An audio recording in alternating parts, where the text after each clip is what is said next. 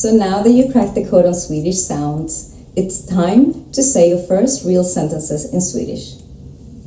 These greetings and phrases will help you feel like a local from day one. Even if you're just saying hi to yourself in the mirror. No judgment, I do it.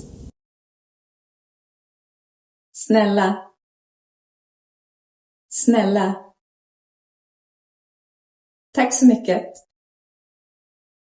Tack så mycket. Ursäkta. Ursäkta. Förlåt.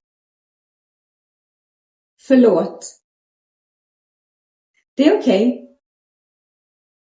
Det är okej. Det går bra. Det går bra. Varsågod. Varsågod. Trevligt att träffas. Trevligt att träffas. Detsamma. Detsamma. Ha en bra dag.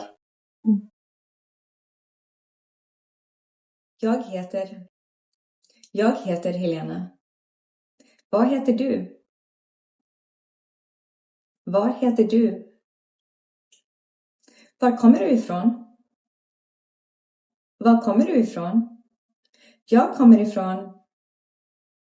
Jag kommer ifrån Umeå.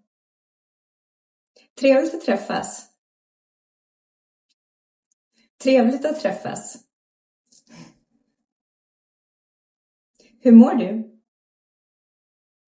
Hur mår du?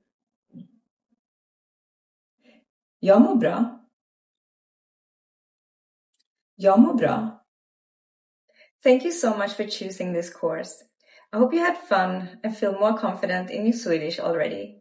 If you want extra practice, check out my YouTube channel, How to Swede, where I upload Swedish language videos on a regular basis.